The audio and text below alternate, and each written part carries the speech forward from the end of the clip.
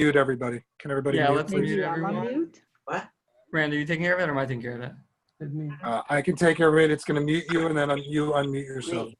Yeah. Shalom. I was just kidding. Okay. So welcome everybody. I'm glad to see everybody back for tonight's class, part 2 of this shir on the debates between Rabbi Yehoshua ben Hanania and the sages of Athens.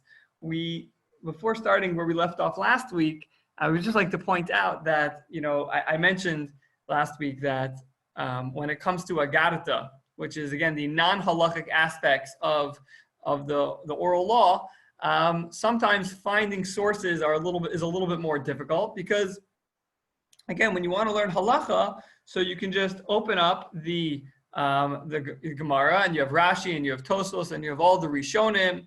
But when it comes to agadic works, it's not as clear. So part of the fun of this, for me at least, in terms of preparing, is you get to find out, all the different things that relate to what we're discussing. And there's been a lot of fun topics that have come up in the meantime, and a lot of things that I've been able to look into. So I'd like to share that with you tonight. And then you have to hit your name.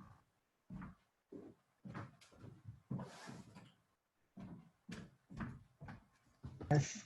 Still here. Okay. Yeah, but So we left Who's off supposed to hit the discussing, if you old- remember, and part of where we were up to. So the last thing we discussed was the start of the debate before the pre-debate. wait, Ilana, wait. No, Samaya.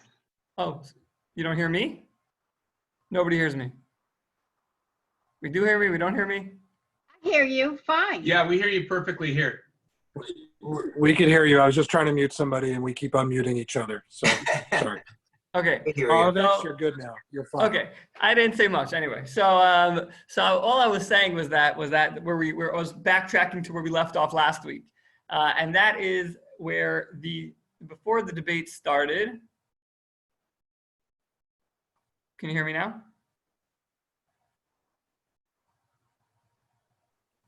That has to be on their end. Right. Okay. can hear Before you. the debate started, so we can. Thank you, Shalom. Before the debate started, I'm asking if everyone could hear me, and then the people on Shalom Brookler reported that on Facebook just Live right? can hear me. Yeah, So, Wait, says, So we left off that the debate, before the debate started, again, the whole background to it was that Rabbi Yehoshua ben Hanania had a meeting with the Roman Caesar, and they discussed the gestational period of a snake, which led to this beginning of this debate because Rabbi Yehoshua said that it was 7 years based on the Torah sources, and the sages of Athens were claiming that it was 3 years based on scientific sources. And we discussed last week what that was about, the deeper understanding of what the gestational period of a snake, why does that matter, why is that important, and that's what we discussed last week. So this week, we're going to continue that. We're going to discuss his trip to Athens, and the first of the 12 debates. Again, it's a little bit front heavy in terms of the debate, so we're not going to spend an entire class on every single part, every single question that's asked, but certainly the first couple we are going to. So what I'm going to do now is I'm going to just share a screen with you so that we can be on the same page in terms of at least reading the debate as to what we're up to. So source number 1, Bechoros 8b. Again, I'm sorry on Facebook Live if you can't see it. But it says like that. Again, he said that this was picking up in the middle of the story, he said they're so wise. He said, we are wiser than they, meaning Yehoshua told them that we, the Jewish people, the sages of Israel, are wiser than the sages of Athens. And the emperor said, if you are wiser, then go and defeat them and debate and bring them to me. Okay, so now there's an interesting thing, by the way, just historically, or trying to understand. Again, I don't have a clear answer. I think from what I understand, there is a debate about this. But the question is, what exactly was the Caesar's intention? Meaning, who did he want to win? Was this like a situation where he wanted the Greeks to win, or maybe he was friendly with the Jewish people, and the Jews and the Romans and the Greeks and the Romans weren't so friendly, and therefore he wanted the Romans to win, the Greeks to win, the Jews to win? Unclear that way. But either way, that was the story. So Yehoshua says to them, how many are there? And the emperor answers that there are 60. There are 60 of them. So let's just continue the story. So there are 60 of them, meaning 60 Athenian sages. So he says to them, construct a ship that has 60 rooms for me, and each room should have 60 mattresses. We'll see why he requested that later. And the emperor constructed it for him. Okay, so before we get to move on, the question is, just to pause this for share for a second, what exactly is this idea of 60 sages? Meaning, again, you have to realize this isn't just sometimes the Gemara will just tell a story. And the story, there's something to learn from it. But here, if the Gemara is going out of its way to tell this story in all of its detail, it must mean that every aspect of it has some significance to it. So what is significant about the fact that there were 60 sages? Okay, we'll talk why he needed 60 beds and 60 rooms, etc. But why is it important that there are 60 sages? So again, I didn't look into this in depth, but the Maharal, Rabbi Yehuda, who we started discussing last week, explains that in general, in many of his writings, he doesn't talk about it here, but I saw it again in a footnote in the Art Scroll Gemara here, that the Maharal very often uses the number 60. 60 represents an idea of completion. A complete picture of something. As we know that generally speaking, you look in the Gemara, so the Gemara says, why do we have to wash our hands in the morning? One of the opinions, we wash our hands. Why? Because sleeping is 1/60th of death. And we see other things, that this is 1/60th of this. This is the fact that we know that when it comes to, kashrus, again, there are other reasons in terms of taste, but we say that something is nullified in a mixture of its 1/60th. 60 represents a whole. In a sense, it is 60 minutes in the hour in terms of time, 60 seconds in a minute. And the Maharal explains that the Athenians considered themselves of the highest intellect, right? They viewed themselves as intellectually superior to everyone else. And therefore, what they did was they recognized that wisdom is going to have different faces. The Torah believes that as well. We say shivim panim, but they assumed that if 60 is the complete number, then they needed 60 people in their academy, each to provide a different viewpoint so that they would view themselves as having the ultimate picture. In their academy, they'd be able to cover all of wisdom from all the 60 different directions. Now, we'll explain in a minute, again, why this is such an important thing and why the fact that they had 60, presumably, I would say, is because we believe that Torah, yes, we say shiv and panim, that there are 70 faces to the Torah, but really Torah can be explained in many different ways. And we know that Torah has many faces, and as much as the Athenians think they have the whole picture, the Jewish wisdom teaches us that there really is no end. Hafochba, vafochba, v'kulaba, that you dig into the Torah, you mix it up, and it's all there. Many wise people say, it's not my line, but when it comes to Torah learning, the more you learn, the more you realize, the less you know. Because Torah is an endless sea. And therefore, it's already, we see that contrast between the Athenian idea, the fact that they had specifically 60 people in their academy, representing this idea of they thought they had the entire complete picture of wisdom and knowledge. The Vilna Gaon explains a little bit differently, and he explains that going back to what we said last week from the Vilna Gaon, that this whole debate between Athens and the Jewish people was a manifestation of the battle between Yaakov and Esav, right? In terms of how it plays out in the greater picture of the world. And Shir HaShirim, right, Song of Songs written by Shlomo, tells us that Shlomo, the king at the time, had a Shishim Giborim Savivla. He had 60 people around his bed, 60 soldiers around his bed with sharp swords. And the discussion as to who those 60 soldiers were, presumably they were the Chachmei HaTorah that were surrounding him. And in order to combat that, it wasn't just merely they had 60, but in order to combat that, to come as a contrast to the Jewish people, they actually gathered 60 people almost to go head on with the Jewish faith. So we see, according to the Gra, we see already a consistent theme here that this debate between the Jewish people and the Athenians is an ongoing thing, not just it just happens to come up here.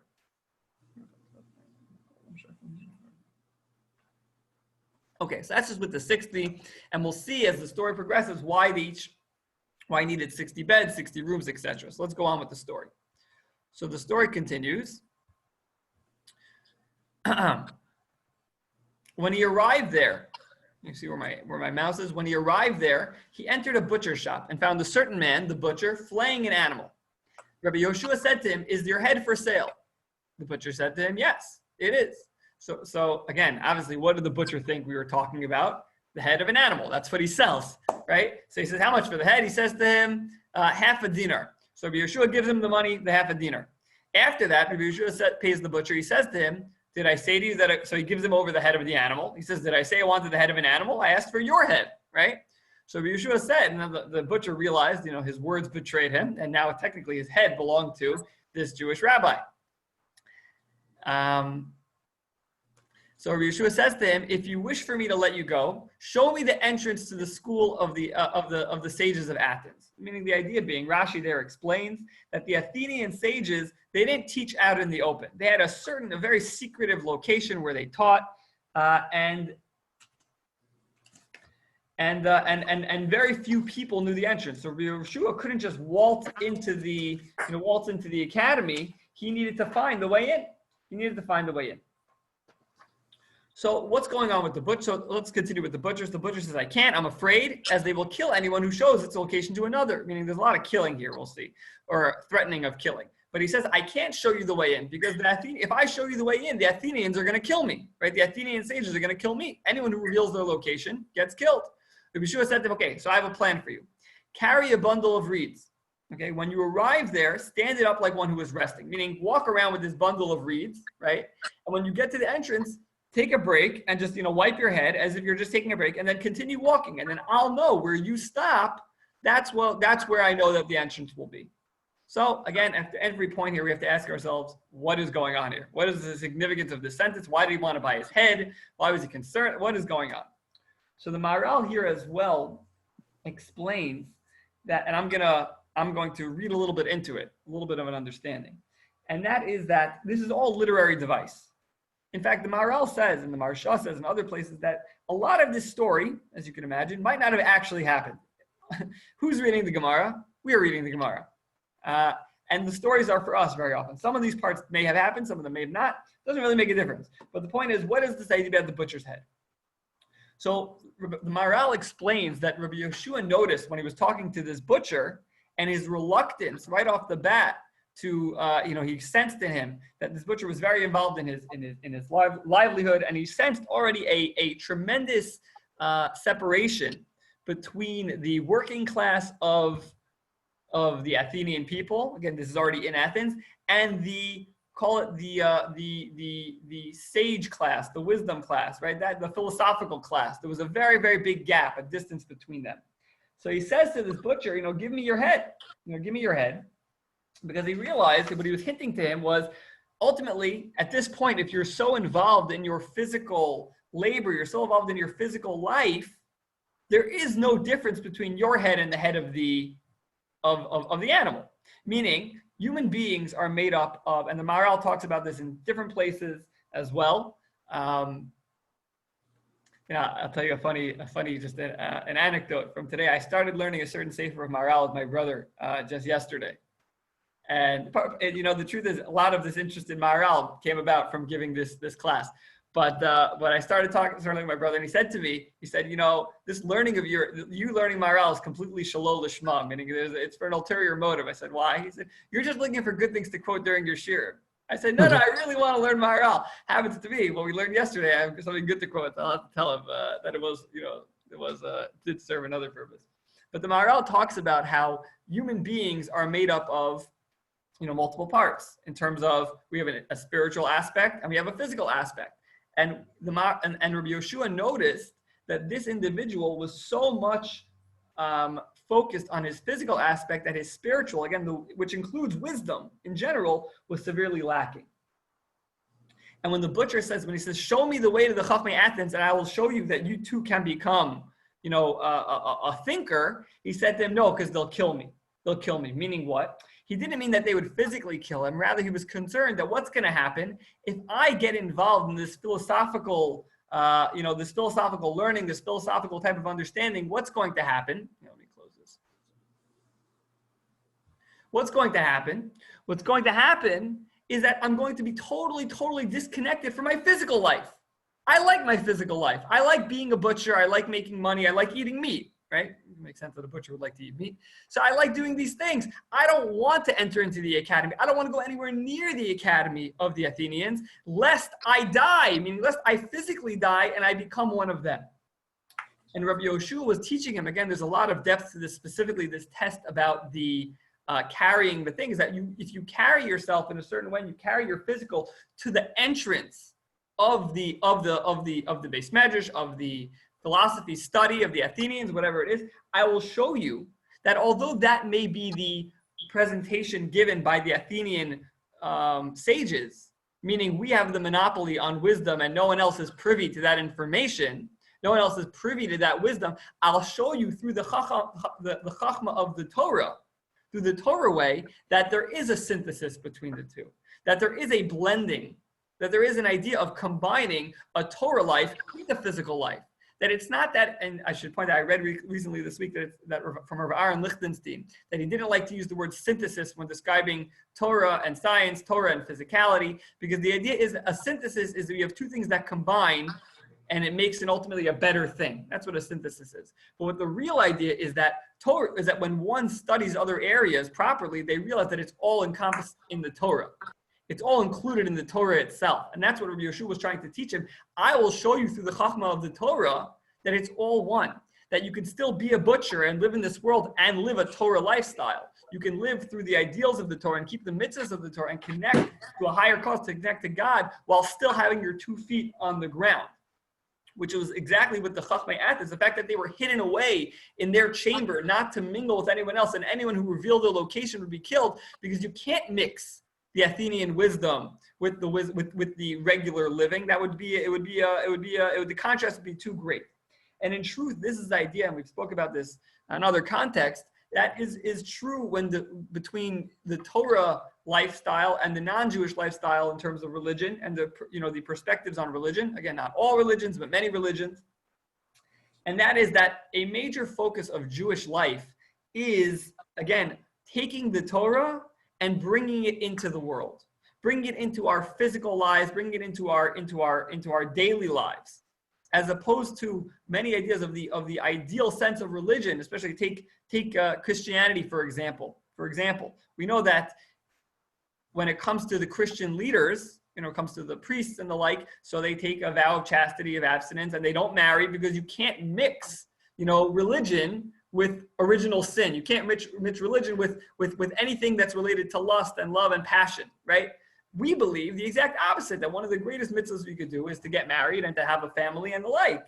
That's exactly what we're all about. And this is expressed in halacha as well, that when it comes to korbanos, I see two people on the chat here who I just spoke about this a few weeks ago, Richard and Rand in the Daf HaShavua. But when it comes to korbanos, there are many different types of korbanos you could bring. So a Jew could bring, so one of the major types of korbanos that we bring is called the korban shlamim. When it comes to a korban shlamim, so the whole korban is brought, but some of it goes to Hashem and to the Kohanim, and some of it goes to the owner of the korban, that they get to eat it. You get a big barbecue out of it, right? You get a lot of meat out of it, you bring your friends, etc. It's very exciting. Another type of korban is called the korban olah. A korban olah is only consumed by the mizbeach. None of it is able to be eaten. Only goes purely to God. Non-Jews used to bring Kohanim also. Used to bring korbanos also. In fact, we say ki beisi karei l'chol ha'amim, that the Beis HaMikdash was a place of service of Hashem from all nations. But the non-Jews were only allowed to bring a korban olah because of this idea specifically, that they don't appreciate that synthesis, that connection between a spiritual lifestyle and a physical lifestyle. And that was the message. That was this idea here about the butcher, showing that the common people were so scared to approach the place of Athenian wisdom, lest they become disconnected from their physical life and be totally lost in that. Rabbi Yehoshua was teaching that's absolutely not the case, but with the Torah wisdom, one is able to synthesize to bring it all under the rubric of Torah and to see the world through a clearer perspective.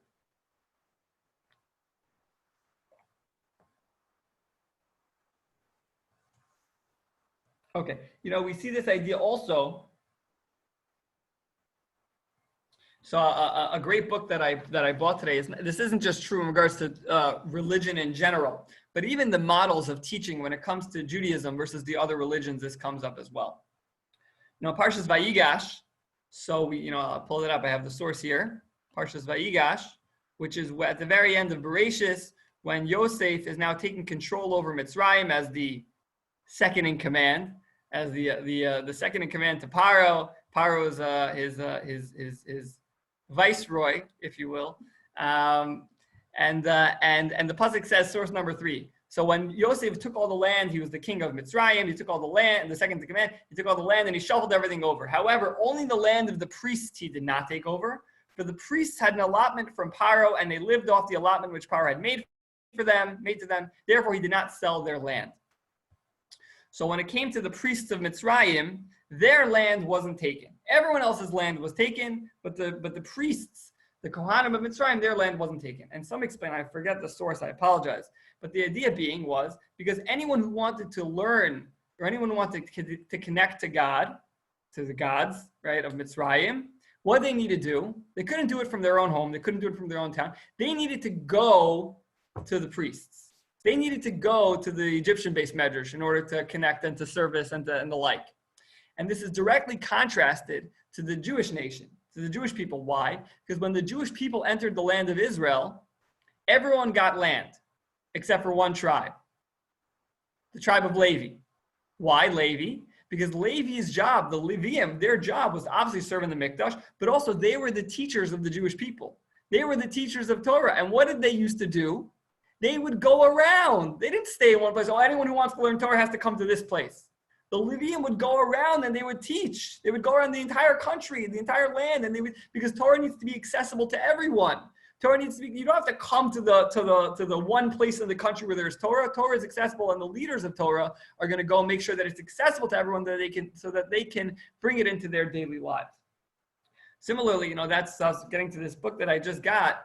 Sometimes randomly on Amazon there are sales. So this is I don't know the title yet. Community and Covenant and Commitment: Selected Letters and Communications from Rabbi Joseph B. Soloveitchik. It's not a book you can kind of just like sit down, or it's not like a novel. It's selected letters, small parts of letters. If anyone can tell, I'm in a big Soloveitchik run right now, so it's coming up at all of my classes and everything. But it was all from the Haggadah that we spoke about before Pesach. But basically, he speaks about how in the 50s, I believe, he was in the running to be the chief rabbi of Israel. And at a certain point, he pulled out his application, and mainly he explained that the reason why he pulled out his application was because he felt that he had a certain dream, obviously to move to Israel, but he viewed that he could transform the chief rabbinate from a political entity to one of being a teacher of Torah. And he writes that the reason why he had to reject the position, he had to pull out his candidacy, was because he wrote, I'm trying to find the right line.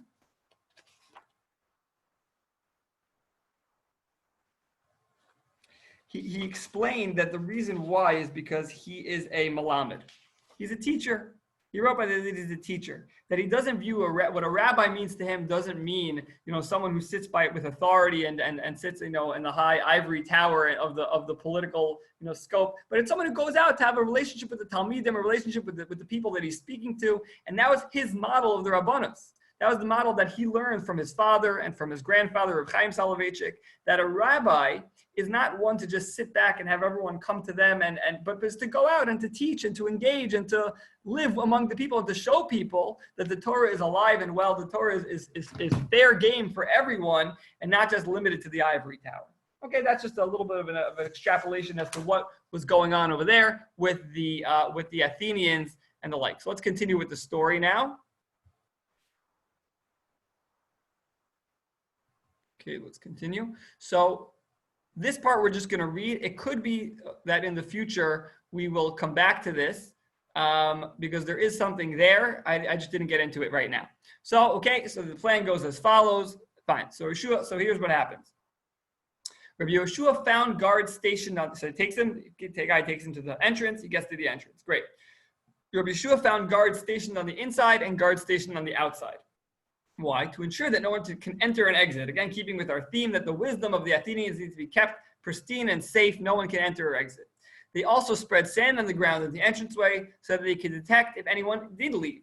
If they saw footsteps that were entering, they would kill the outer guards for allowing someone in. If they saw footsteps that were exiting, they would kill the inner guards for allowing people to leave. So a tricky situation here. So Yehoshua, what did he do? Again, there are different gersos as to how this worked, but he reversed his sandal so that it was facing away from the entrance.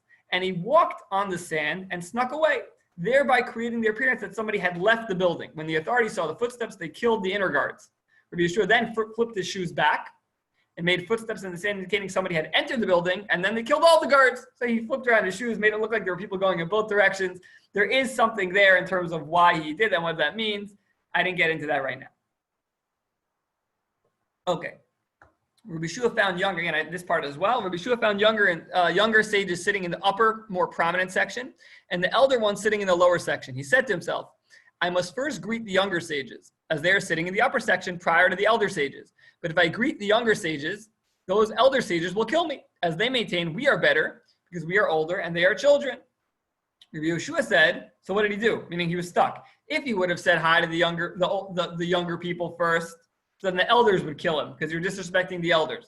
But if he would have said hi to the elders first, they specifically put the younger people, again, this was all a plan to create an inaccessibility to their learning, to their teachings. So what they do, they made an impossible situation, right? That everyone would look up and say, they put the less important people in the more important seats, so that if you said hi to the people first, you greeted the people in the more important seats, well, the more important people, the elders, would kill you. And if you would have said hi to the elders first, well, then the people in the more important seats would say, hey, we're more important because we're in the more important seats. And they would have killed you. So what did Yehoshua do? He said, greetings to you, but did not address which group he was talking to. So they were stuck. They couldn't kill him. So now, okay, he's entered into the academy. They said to him, what are you doing here? Yehoshua said to them, I am a sage of the Jews, and I desire to learn wisdom from you. They said to him, if so, here we go. If so, we will ask you questions and see if you are worthy. If so, we ask questions and see if you are worthy of this privilege. But Yehoshua said to them, very well. If you win, you may do anything you wish. And if I defeat you, you will eat with me on my ship. Okay. So that's the setup for the debate. Again, there is discussion as to what he was trying to do here. And the idea being that what's the background for these questions now? They weren't just going to debate him in obvious questions. They wanted to see that, to make sure that even however prepared he came, they were going to try to win him over with a doozy. So for the rest of tonight, we're going to really focus just on the first test, the first question they gave him. And this is as follows. The sages of Athens said to him, in a case of a certain man and goes and asks to marry a woman, and her family does not give her to him, right? So why would he see fit to go to a family that is greater than the first? So again, Rashi explains what's the idea, that if a man wants to marry a certain woman and the family rejects him and says, I'm sorry, you can't marry her. Well, why in his right mind would this guy go to a woman of higher pedigree? Clearly, they reject him because of his lowly status. And if he can't win over the woman of the lesser status, all the more so he's not going to be able to win over the girl of the higher status. That's the question they ask him. And what does he do? Yehoshua took a peg and stuck it into the lower part of the wall, but it did not go in. He then stuck it into the upper portion of the wall where there was a hole, and it went in. He said to them, in this case too, where he goes to a more distinguished family than the first, perhaps he will find the girl destined for him. Okay, so let's pause that for a second. So again, what's the story? The story is, they say to him, if a man is trying to marry a woman and he gets rejected by the family because of his lowly status, how can it be that he will be able to marry a woman of a higher status? Okay, fine. What does he do? He doesn't answer in words. He takes a pin, puts it into the wall, it doesn't go. He puts it into a higher place on the wall and it goes. He says, so too, that's how it would work. What on earth is going on here? What's going on? So in truth, now obviously they're not just trying to waste his time. And they're not just trying, at this point, he already made his way into the academy. So clearly they're trying to see how wise he is. So there are actually a few different approaches as to what was the question and what was the answer, all of them revealing very important fundamental ideas that we can all learn from in our daily lives. And here we go. The first, there are really two approaches with many sources, a little nuance. The first approach is that the question they were asking was about Olam Hazeh and Olam Haba, this world and the world to come. Meaning what?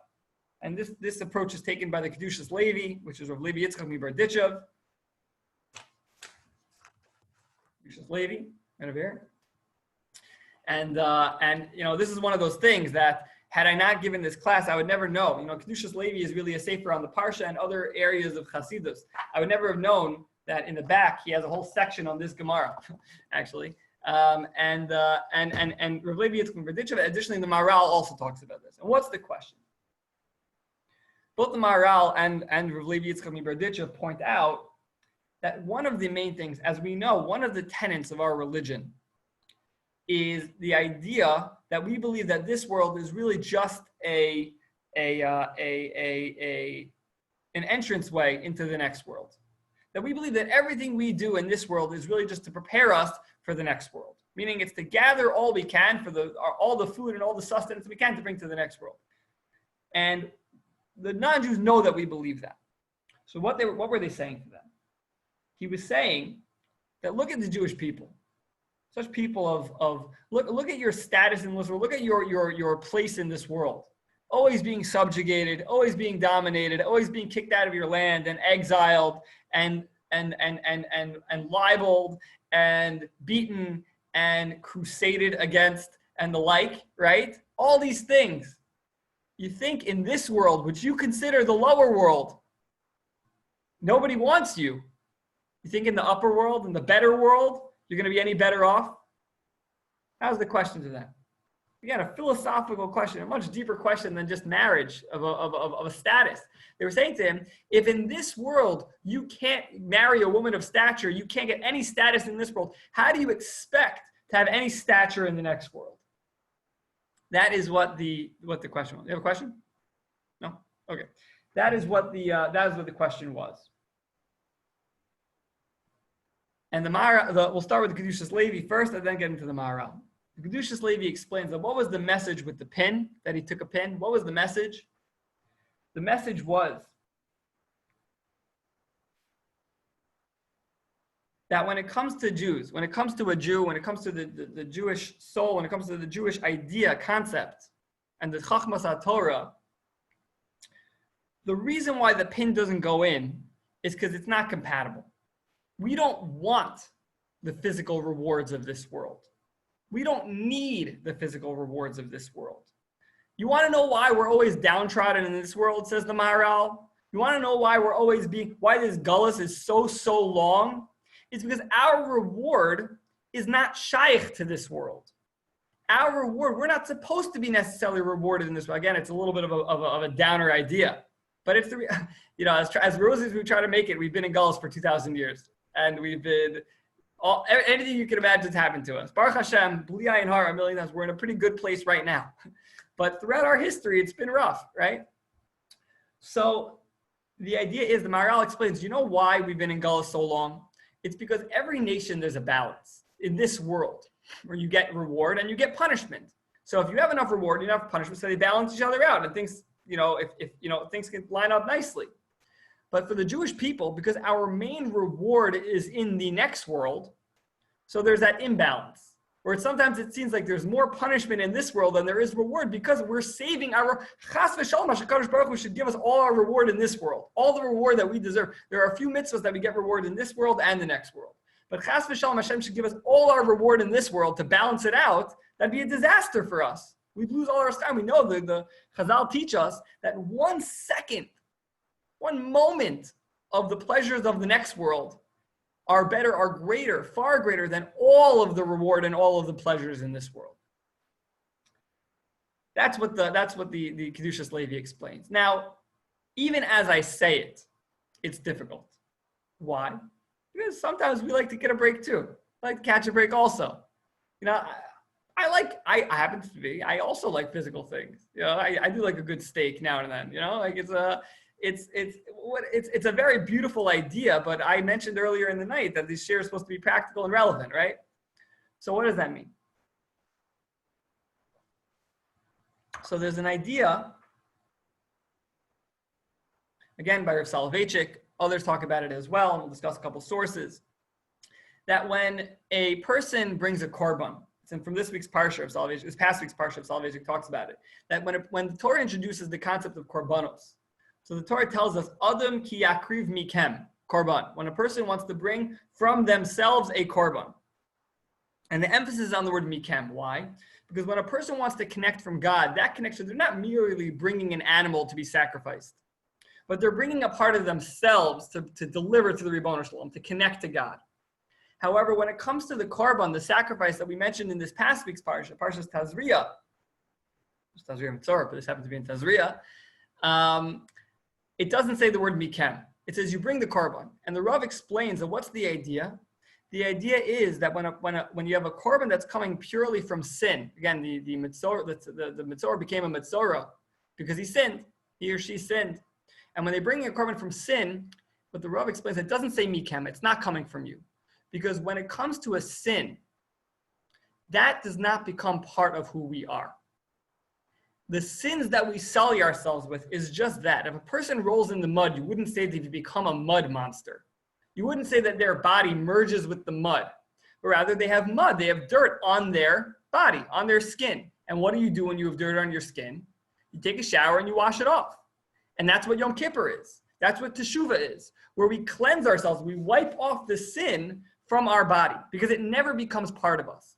Because ultimately, when it comes to doing the right thing, when it comes to doing mitzvos, that's what we want to do. That's what we want to be doing. We don't want to be doing the wrong things. Our soul is always in the right place. And sometimes our Yetzer Hara gets in the way. And therefore, when we think, I'd rather have some physical relief and some physical pleasures in this world, that is the Yetzer Hara in a sense. It's our physical body. Again, we pointed out that man is made of two components. It's our physical body kind of taking over a little bit. But what's really supposed to win out is the neshama, is the soul. There's an amazing, a little bit controversial, if you will, a Rambam, Maimonides, that comes up in Hilchos Gerushin.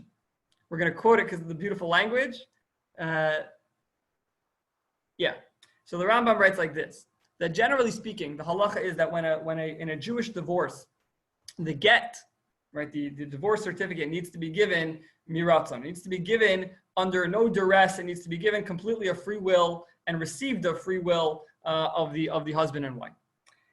And the halacha is that if a get is forced, so then it's not going to be valid.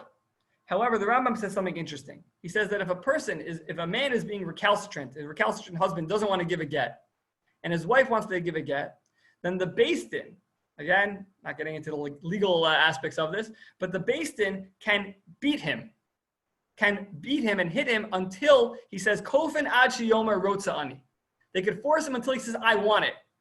And the Rambam writes, I have the source over here, I'll bring it over here. The Rambam writes, how is this not a forced get? How can this possibly be a good get? So he writes, because the concept of being compelled against one will applies only when speaking about a person who is being compelled and forced to do something that the Torah does not obligate him. E.g., a person who was beaten until he consented to do a sale or to give a present, that doesn't work. However, a person's evil inclination presses him to negate the observance of a mitzvah or to commit a transgression, and he was beaten until he performed the action he was obligated to perform, or he disassociated from the forbidden action he is not considered to have been forced against his will. On the contrary, he himself, who was forcing his own conduct, became debased. With regard to this person who outwardly refuses to divorce his wife, he wants to be part of the Jewish people. Right? Ultimately, everybody wants to do the right thing. Every Jew wants to follow the Torah. Sometimes it's more difficult, but every Jew wants to follow the Torah. And if he wants to perform all the mitzvos and eschew all the transgressions, it's only his evil inclination that presses him. Therefore, when he is beaten until his evil inclination has been weakened and he consents, it's considered that he performed the mitzvah willfully. So the context is a little bit difficult. And again, I do not condone anything from a legal perspective. But the idea being, and it's an idea that's used throughout of halacha. This is a very fundamental Rambam. The idea being that every Jew from their neshama wants to do the right thing. And although sometimes we feel, we wish we could get a little bit better in this world, and Hashem should protect us in this world as well, but we have to remember that our reward ultimately comes in the next world. And that's ultimately what we're waiting for. And that was what Rabbi Yehoshua was telling them. You think it's a status thing? You think the reason, you can draw a kal v'chomer. If in this world you can't get anywhere, all the more so in the next one. No, we don't want this world. This world is not compatible to us. Ultimately, we're waiting for the next world. And just as the peg doesn't fit because the hole's not right? We don't want the bottom hole. so too, the peg does fit on the upper part of the wall, because that's ultimately what we're waiting for. And that's what Rabbi Yehoshua was explaining to the Athenian sages. They went on to question number 2, so they viewed that as a pretty good answer. But there's another approach, and for the remaining time, again, a very powerful idea we'll discuss as well, and that is the approach of the Vilna Gaon and the Maharsha. And they explained that this same, again, within the same question, again, a man is trying to marry a woman of a certain pedigree, he gets rejected. How could it possibly be that now he can go to a higher pedigree, a woman of a higher pedigree to marry? Explains the Maharsha that this isn't talking about Olam Haba, and it's not talking about marriage. What's it talking about? It's talking about the Jewish relationship, the relationship between the Jewish people and the Torah. And a very relevant idea as we're preparing for Matan Torah, for Shavuos in just a few short weeks. But the idea is like this. The Medrash tells us, a very famous Medrash, many of us know, that before Hashem gave us the Torah, before Naasav and Ishma, Hashem went around to every nation and said, do you want the Torah? And the Medrash tells us they went to Edom, that Hashem went to Edom, right, the Edomites, and he said, do you want the Torah? And they said, what's in it? And they said, Hashem said, do not murder. Again, Edom comes from Esav, who lives by the sword, and they say, sorry, excuse me, sorry, we can't possibly keep that. We can't do it. How do you live by the sword? How do you expect us to be able to live our lives? Okay, so they go to the nation of Yishmael, and he says, do you want the Torah? And they say, what's in it? And the Torah says, lo signov, you can't steal. Again, the Torah tells us about Yishmael, that Yadu Bakol, his hands in everything, right? It says, don't steal. No way we can accept it. I'm sorry, we can't take the Torah. Sorry. And Hashem goes to every nation, do you want it? What's in it? Do you want it? What's in it? Until finally he goes to the Bnei Yisrael and he says, do you want it? And Bnei Yisrael, without asking, say, Naasav and Ishma, we'll take it. We don't even need to know what's inside. According to the Maharsha, idols, and the Vilna Gaon, that's what the question was. That if Hashem went around with the Torah, you guys, Klal Yisrael, you think you're so great. You think you're the chosen people, right? The Amma Nivchar, right? You're so connected to God. Hashem went around to every nation. Every nation and offered them the Torah first. We all said no. We didn't. None of us wanted it. You think you're so special that you said yes? Hashem wouldn't have gone to a higher pedigree after being rejected by the rest of the nations. Clearly, you're a lower level than the rest of us. You're not on a higher level. That was the question according to the Maharsha and the Gra. That's what they were asking him. Again, these are not just simple questions, but questions about Jewish faith in general, the pillars of our faith. The Maharsha explains that what the message was with the peg was a similar idea that we said before, but a different application. And that is that if a person wants to hang something up in an accessible place, going back to what we were saying before. So you don't take a peg and put it on the bottom foot of the wall, because then every time I want to get it, I need to bend down and pick it up. And basically, what did I accomplish by hanging it up in the first place? Right? Hashem brought the Torah into the world and wanted it to be accessible. So first he put it on the lower peg, and the lower pegs, it wouldn't work, wouldn't be accessible. Why? Presumably because the Torah can't be transmitted through a people who from the get-go are not committed to keeping the Torah. It wouldn't be accessible to the world. It would never have been transmitted. It would have stopped right where it was given. They would have got to Parshas Yisro, gotten to Lo Sirtzach, and dropped the whole thing. You missed half the mitzvahs in the Torah, the later half, right? So it would never have worked. So it's not about pedigree as much as accessibility, as much as what's called mazel, right? That things have to line up properly. Maharsha explains that Hashem wanted the Torah to be accessible, and putting it on a lower peg wouldn't have accomplished that. It needed to be placed on a higher peg, and that's where the Bnei Yisrael were. They were the Torah in this example. The Torah is the peg, and the wall is which nation it was given to. Not this world and the next world, but the higher peg was the Bnei Yisrael. And the Maharsha explains, so then why did Hashem need to go around to the other nations in the first place? He said he didn't really. Hashem just wanted to show show us the message that Hashem knew they wouldn't have taken it. It was an empty offer. It's like it's when you offer someone to something and you hope they don't take it, right? I know they're not going to take it. I have to check it off my box that I offered it to you. Otherwise, the nations would complain. You never gave us a chance. We would have taken it. No, I offered it to you. You said no. But ultimately, Hashem knew they wouldn't have taken it at all. And that's what the idea here. The idea here being one of mazel, one of fit. That it wasn't about that we are of lesser pedigree and therefore, the fact that we accepted the Torah after you shows that we're lesser, but rather it was a matter of fit, a matter of mazel, a matter of being able to use it in the right way. And in truth, again, I wasn't planning on talking about this, but that's really what it means to be the Am HaNivchar, the chosen people. Very often, people have a misconception. And they think the fact that we are the chosen people, and we are the chosen people. That means that we are inherently, innately, and I don't mean this on a spiritual level. I do believe that and again, Maharil talks about this, that our spirit, our neshamos, our nefashos have the ability to climb higher than non-Jews. That's just that our neshamos are connected more to the source. But on a physical level, our actions, you could have a Jew do terrible, terrible things. You could have non-Jews that are better than Jews. On a physical level, for sure, people that are better people. Sad to say, but it's true. It's true. Being the Am HaNivchar isn't about being inherently better. It's about accessibility. It's about doing what we're supposed to do. Are we owning up? Are we able to be that support for the Torah on the high level? You put something on a high peg because that's how you support it. Are we the chosen people? Do we act as the chosen people with the responsibility given to the chosen people to keep the Torah up high, to make sure that it doesn't fall down to the mud? Are we fulfilling our responsibility? The Torah calls Bnei Yisrael the Bechor, Bnei Bechor Yisrael, the firstborn. The responsibility of a firstborn, the reason why a firstborn gets double portion of the inheritance is because a firstborn is responsible to take care of the rest of the siblings.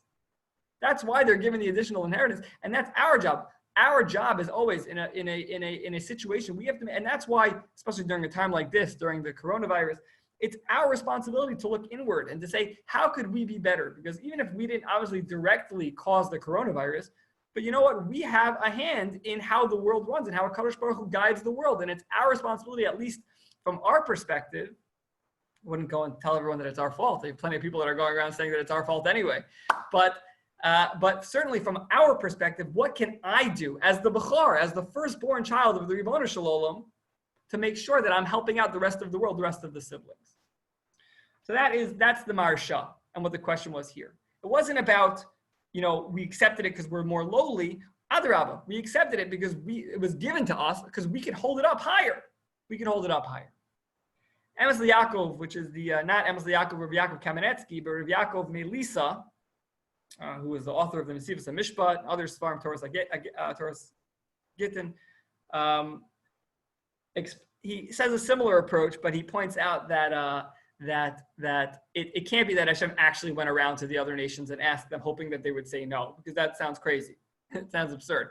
He says rather it means that Hashem was ola b'machshava, meaning Hashem thought about who he's going to give the Torah to, and that's what the Medrash is. Hashem says to himself, I can't give it to them, they'll never be able to keep that. I can't give it to them, they'll never be able to keep that. So similar to if I'm hanging up a picture, I'm never actually going to bang a nail into the lower part to see if it fits. I'm going to scout out the wall to make sure that it's a good place for it, but a similar idea. And just to conclude with the Vilna Gaon. The Vilna Gaon explains that a similar idea about mazel, about that it's not about being higher pedigree, lower pedigree, but it's about mazel. And if I understood the Gra correctly, which is probably I didn't, but if I could put my own take into it, what it means mazel, and what it means that Hashem went around to the other nations first, isn't teaching us that Hashem ideally wanted to give it to them first. And they said no, so Hashem gave it to us. But what it means is that everything is about timing. When Hashem, in a sense, whatever this means, again, this is beyond what I understand what it means. But when Hashem brought the Torah to the world to start determining who was going to get it, the Jewish people weren't yet ready to accept it. They weren't ready to take it. Only after Hashem went around to the other nations did the time line up perfectly that it was our turn to say yes. Had Hashem, who knows, had Hashem asked us a moment earlier, the question is, the major question is, what would have happened if we did ask what's in the Torah? What would Hashem have said? We didn't ask. Baruch Hashem, we didn't ask. Because I once heard an answer to this question. I forget who said it, but there's a medrash that if we would have asked, Hashem would have said Lashon Hara. And we would not have been able to accept it. We would have said, whoa, Lashon Hara is too hard for us.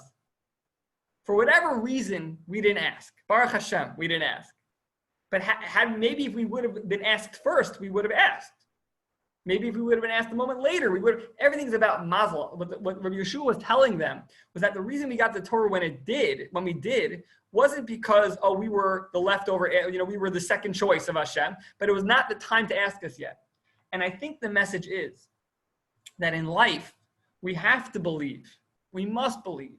Again, obviously we have bechira, we have free choice, we have free will, and we're responsible for our actions. But Hashem guides the world in such a way that we have to believe He puts us exactly where we need to be when we need to be there, right? For whatever reason, we are all here. Again, if everyone watching is in San Diego, 2020, right now where this is going on.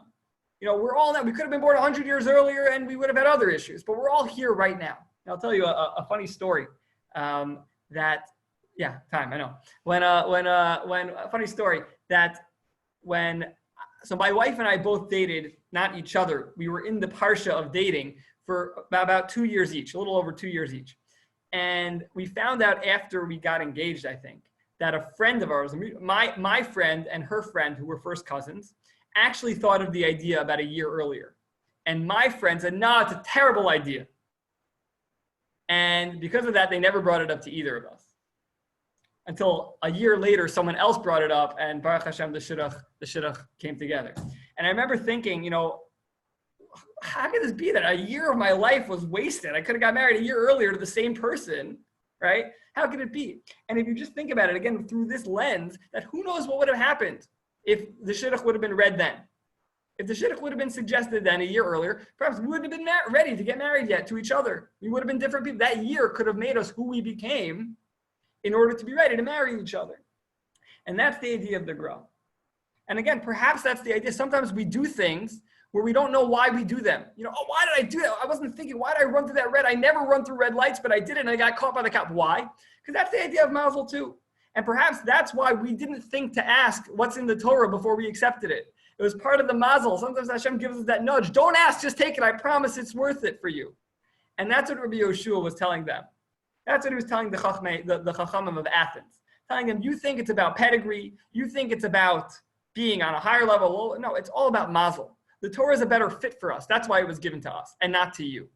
So you can't compare it to a question of pedigree. So what we saw tonight, just to review, again, we saw this question of the peg. We saw, again, just to review from earlier, we saw this idea of the original idea of the butcher and why the butcher was so hesitant, the idea of Torah being accessible versus Torah being versus wisdom being hidden, the Jewish versus the non-Jewish perspective. And then we discussed this idea of the peg in the wall, the two approaches. Is it about Olam Haba or is it about Mazel? But again, we should review these ideas. These ideas are about tenets of our religion, of our faith. And Mir Hashem, we should be able to really inculcate them into our lives and pick up next week, Mir Hashem, with more lessons from these debates of the Chachmei Athens and Rabbi Yehoshua ben Chananya.